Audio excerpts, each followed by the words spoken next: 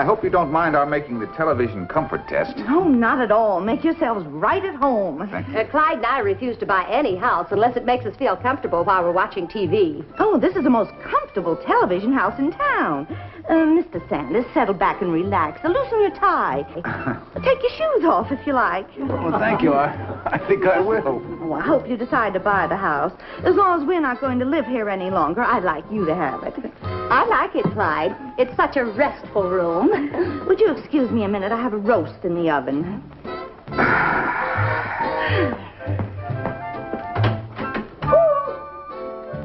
Mom, I'm home.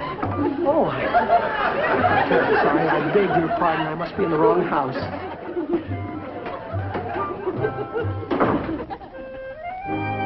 $7-11? That's our number, all right. And this looks like our front porch, too. Well, maybe I've got the wrong street. Only one thing to do, ask the people who live here what happened to the Mulligans. Excuse me, ma'am, but... Michael! Mom, how are you doing here visiting these people? Sanders are here to buy the house. Come on into the kitchen. I'll tell you all about it. We're going to sell the house? Mom, why are we selling the house? Well, I almost forgot the cake. Oh, I hope we're not selling the roast, too. Michael, I want to explain to you why we're selling the house, and I don't want any comments until I've finished. All right. Why are we selling? You probably don't remember my Aunt Agatha. She passed away when you were about 13. Aunt Agatha? Aunt Agatha, yeah, I vaguely remember her, Mom. Say, wasn't she one of your favorite aunts or something? Yeah, well, I was talking to Aunt Agatha yesterday, and... You were talking to Aunt Agatha yesterday? We agreed no comments until I finished. It was at a seance. I communicated with Aunt Agatha through a medium, Madame Toledo. Aunt Agatha always gave me the best advice, so when she told me to sell the house immediately, I couldn't go against her wishes. Well, it sounds kind of fishy to me, Mom. Oh, Michael, if you'd been there and spoken with Aunt Agatha yourself, Michael! Just a little nibble. You know your father likes the end cut. Me too.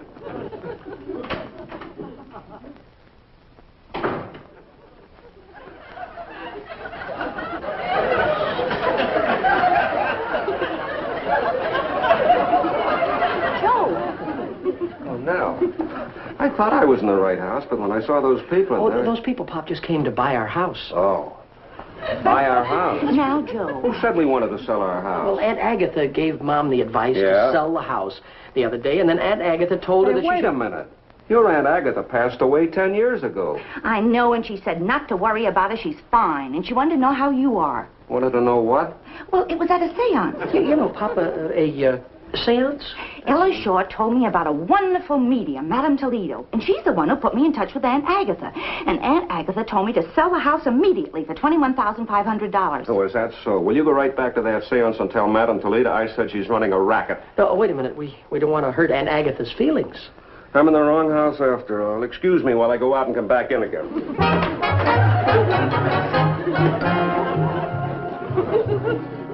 You mean to say your mother's going to sell your house just because she went to a seance and some mysterious voice told her to? Come on, Mick, what is that? I don't know, Freddie. Aunt Agatha was Mom's favorite aunt, and she used to always take her advice. Well, you have to admit, Mickey, it's a little hard to believe. But, Pat, if she wasn't talking to Aunt Agatha, who was she talking to? Maybe she was talking to Julius Caesar. No, the lady before Mom was talking to him. Mulligan, your mother didn't talk to her Aunt Agatha any more than the lady in front of her talked to Julius Caesar. Pat, you left the intercom on again. Sorry, sir. That's all right, Pat. Tell Mulligan and Devlin to come in here a minute. Yes, sir.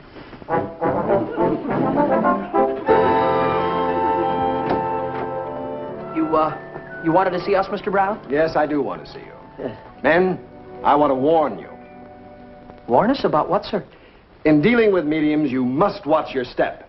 Oh, what is it you mean, Mr. Brown? Have you ever been to a seance? A seance? No.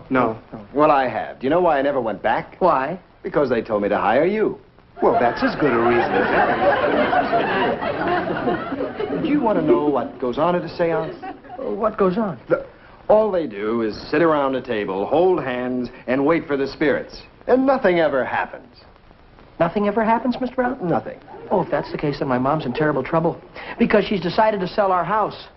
And I ought to try and do something to stop her. Well, you certainly should. Well, just how is a seance conducted? What happens? Would you like to have me demonstrate what goes on at a seance? Would you, Mr. Brown? Certainly. Look, you move the coffee table out into the middle of the room, and I'll ask Pat to come in. Thank you, sir.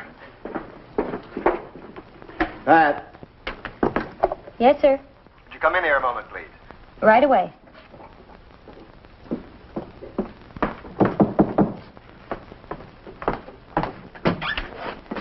How do you do, miss? My name's Toby Napoleon. Would you be interested in some shoelaces or men's ties? Not today, thank you. Well, then how about some leather belts? Watch bands, wallets, money clips, shoe polish? I'm sorry, I'm very busy. Well, how about the boss? Alligator cufflinks? My boss is in a meeting right now. Pardon. I'll wait. don't be frightened, Pat. Come in. Sit down. Mr. Brown, what's this all about? Well, we are about to start a demonstration that will show you that a seance is impossible. It's not very dark in here, Mr. Brown. I hope it'll work. It wouldn't work if it were pitch black. Oh. Now, we clasp hands, Clasp hands. close our eyes, and concentrate on the spirit world. Oh, on the what, sir?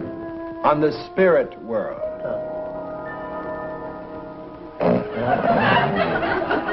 Mulligan, Sorry. let's try to cooperate, shall we? Little catnap, sir. This is ridiculous. I don't think I can take it seriously. Of course it's ridiculous, but we're going to go through with it. We'll give it a fair test. I just thought of something very funny. What is it? What if the president of the network should come in right now? Boy, would we have a lot of explaining to do. You have a more sense of humor. Mr. Osborne is in New York, 3,000 miles away. There isn't the slightest chance of his walking in on us. Mulligan, lock the corridor door.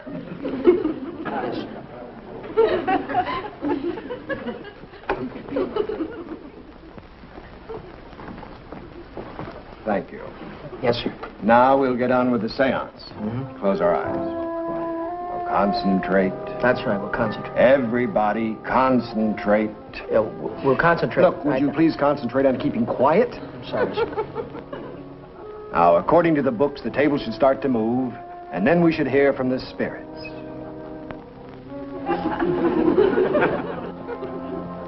See? Nothing happens. I knew it wouldn't. You didn't think we'd really contact a spirit. Of course not. Maybe, Mr. Brown, maybe we didn't concentrate hard enough. Maybe they're hard of hearing. Yeah, why don't you yell at him a little, Mr. Brown? Just kind of give him a yell. All right, all right. Hello out there. Can you hear me? I can hear you. Can you hear me? This is Charles Brown. If there's anyone out there, answer me. I said, answer me. I'm here. His voice has changed. You don't suppose we've hooked Julius Caesar? You out there, identify yourself. What is your name? My name's Napoleon. I'm not receiving you clearly. Would you mind repeating your name? Napoleon. Beginner's luck, we've hit the jackpot. Have I heard that name before? Where have you heard that name before? Why, most famous man in history. He's the reason I flunked it. Let's not break the spell. I hope I proved to all you doubting Thomases that a seance is nothing to be taken lightly. As I predicted all along, we have contacted the spirit world. Wow. Ask him about Josephine. Yeah. Napoleon, are you still out there? Yeah, I'm here. How is Josephine? How did you know about Josephine? It's history. I knew she couldn't keep her mouth shut. That doesn't sound like the Napoleon I flunked in history. Napoleon, what is your mission here? I just dropped in to see how you're fixed on shoelaces. Of course. I should have known all along. Pat, what are you doing? Mr. Napoleon, will you come in, please? Gentlemen, may I present Mr. Napoleon, just in from the spirit world, Pomona branch. Oh, so that's the way you television executives dream up all them ideas for shows, huh? Hey, fellas, let me show you.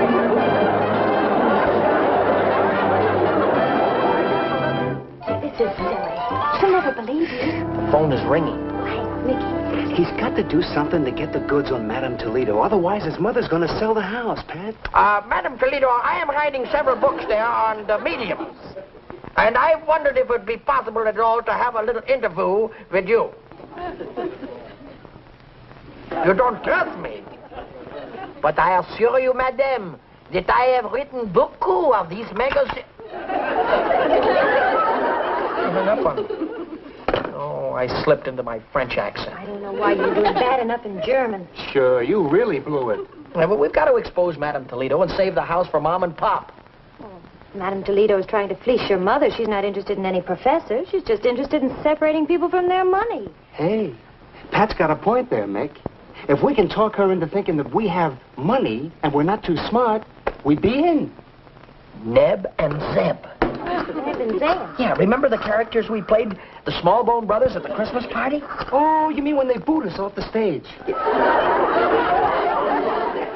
Hello, is this Madame Toledo? This is Zeb Smallbone speaking, and we have a money problem.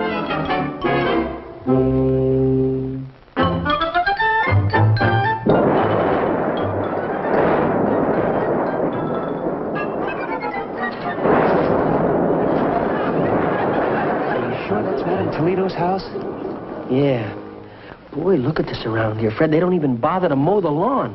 Do we have to go to a seance in that house? Of course we do. Come along, Fred. You know, Pop is positive that Madame Toledo is running a racket here, and we've got to find out the facts. We've got to help him a little bit. Who's going to help us if Madame Toledo isn't a fake? Yeah, sure got to give credit to that Madame Toledo, though, huh? You'd never think it to look at it that this whole setup is a fake, huh? The house is a fake, thunder's a fake, the lightning's a fake. Come on, let's go in. This fake fog is giving me a chill. It's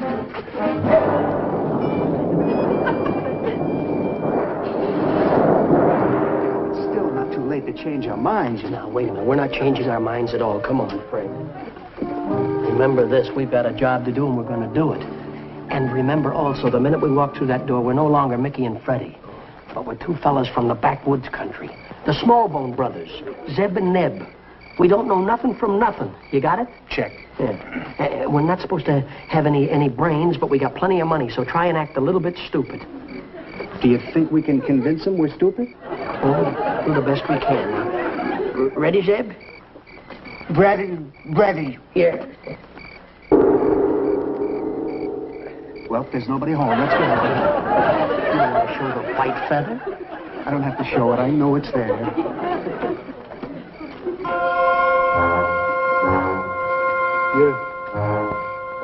Oh, he's got to be kidding. You have an appointment with Madame Toledo. That's right. We have an appointment. This is my brother Zeb, and I'm Neb, and we have an appointment with Mrs. Toledo.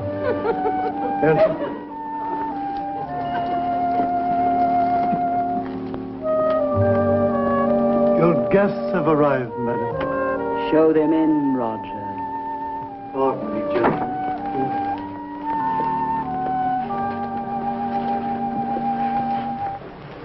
Wonder who decorated this place. Dracula.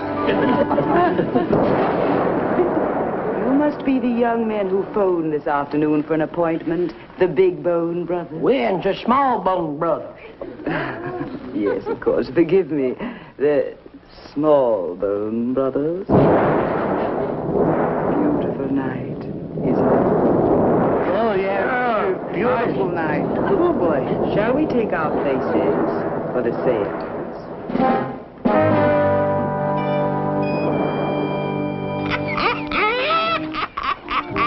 Who was that? We have never tried to find out. Let's keep it that way. Sound effects records are great. I think Madame's got a couple of live ones out there this time. $10 million. With that kind of dough, we don't have to waste our time with that cheap house buying racket. And now, if you are ready, we will hold the seance and summon the spirits. Are you aware of the proper procedure in conducting a seance? Oh, bet you we know what to do. That's right. We all sit around the table with our hands entwined and with our eyes closed. That's right. And then all of a sudden, a shoelace salesman comes in. Let us proceed with the seance. Let us all join hands. Whom do you wish to contact in the spirit world? Well, who do I want to talk to? Grandpa Ebb. Grandpa Ebb, we ain't talked to him for a long time. That's right. All right. Let us all close our eyes and concentrate. I will go into a trance and attempt to reach Grandpa Ebb. I am going into my trance. I am leaving this world and entering the astral plane.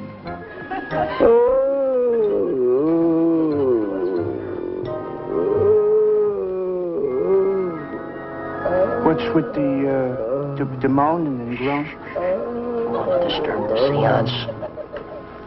Grandpa Ebb, are you out there?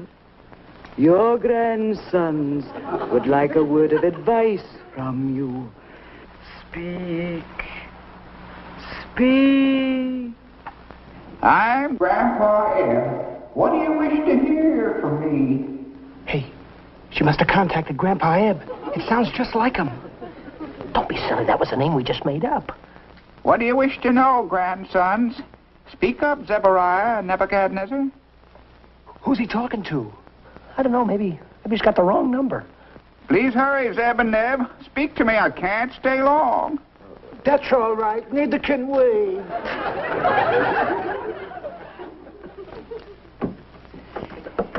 I know why you contacted me. You want advice on how to dispose of your fortune. But first, let me prove to you that I'm really your Grandpa Ebb. I'll tell you your Social Security number, when your driver's license expires, and... just a moment, the spirits are calling. Look at the name on this driver's license. Michael Mulligan. These kids are plants. We're in real trouble. Roger, get Madam in here, quick. Grandpa Ebb. Come back. Come back, Grandpa Ebb. Yeah, I never did know my Social Security number. Madam Toledo. Madam Toledo. Madam Toledo. What? Where am I? Roger, I told you never to disturb me when I am in a trance. But this is urgent, madam. A problem has arisen. Excuse me, gentlemen. I shall be right back. Hey, Mick, are you sure this is a fake setup? That Grandpa Ebb sure knew an awful lot about us. How could he know our Social Security numbers when we don't even know them? Look, let's check him just to make sure he's telling the truth, huh? Yeah, we'll find... Oh, it's gone. So's mine. That proves that some kind of a racket's being worked here right now. What are you looking for? Wires. Pop told me that sometimes these places were wired with secret... Hey! Look! A microphone. A hidden mic. Is it true what Roger tells me? Take a look at this. Aha! Just as I thought, Fred, there's a wire leading underneath this carpet. I wonder where it goes to. Look, you search another part of the room, and I'll find out where it leads to. Check. Yeah. Uh-huh. Yeah. Hey, Freddie. It leads right into this room. Hey, Mick. Maybe I can find another wire to follow. Look what I found, Mick. Huh? This is where Grandpa Ebb's voice came from. You mean out of that speaker? Yeah. Now all we have to do is find Grandpa Ebb.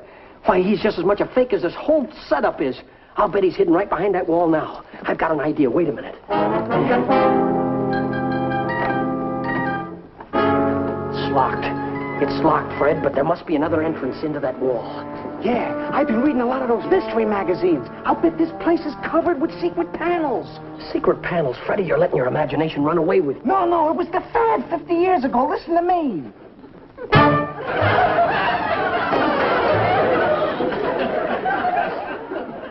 I tell you, all we...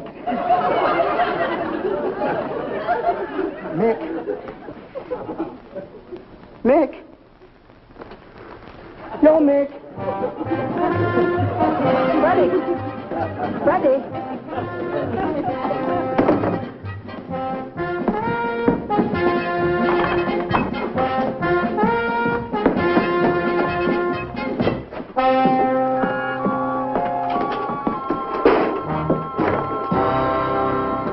I thought we were stretching our luck too far.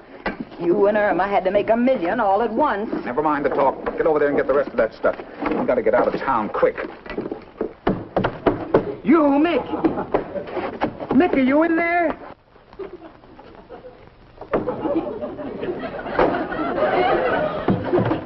You, Mick. Hey, Fred. Keep away from that wall. It's a tricky one. I can hear you, Mick. Speak a little louder. I'm right here. Oh, I can hear you good now, Mick. I'm right beside you. Excuse me, buddy. I'm waiting for a... Well, where did you come from? I don't know, but you're absolutely right. This house is packed with secret panels.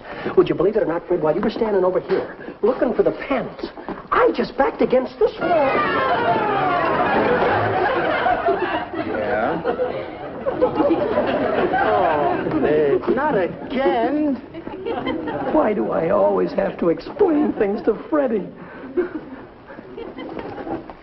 Is that the house? Yeah, that's it, Joe.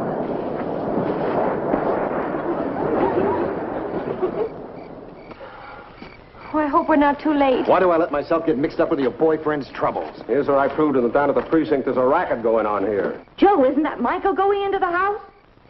Yeah, come on. Stop horsing around, Mick, and come back here. Oh, you're back. It's beginning to be monotonous. What's the matter, Mick? Oh, I tell you, Fred, I don't think I'll be able to stand another trip down that chute. Oh, well, I'll get you a glass of water, Mick. You just relax. It's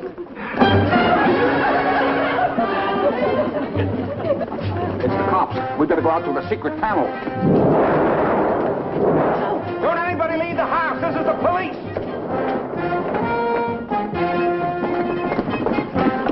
Open that door.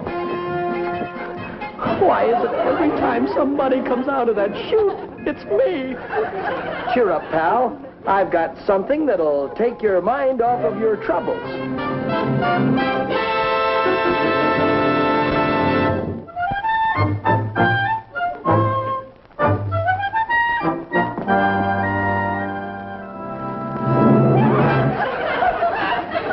Madam Toledo. Mrs. Sanders. Mr. Sanders.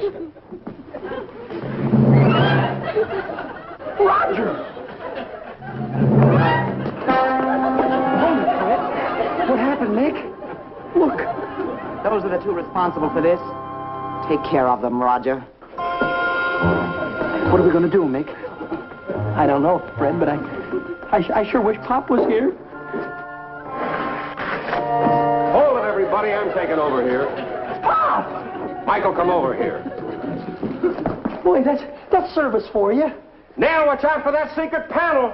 Now you tell me. Mr. and Mrs. Sanders. Mom, what a surprise. Boy, Mr. Brown will be proud of us, huh? I certainly will. Mr. Brown. Gee, looks like everybody's here. Yeah, there's only one person missing. You got here. I can't think of a nicer way to come out of a chute.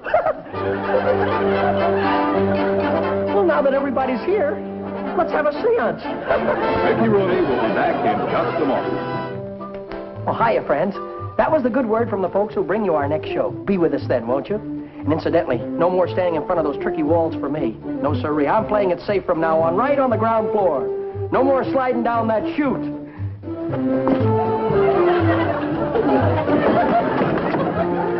Good night, folks.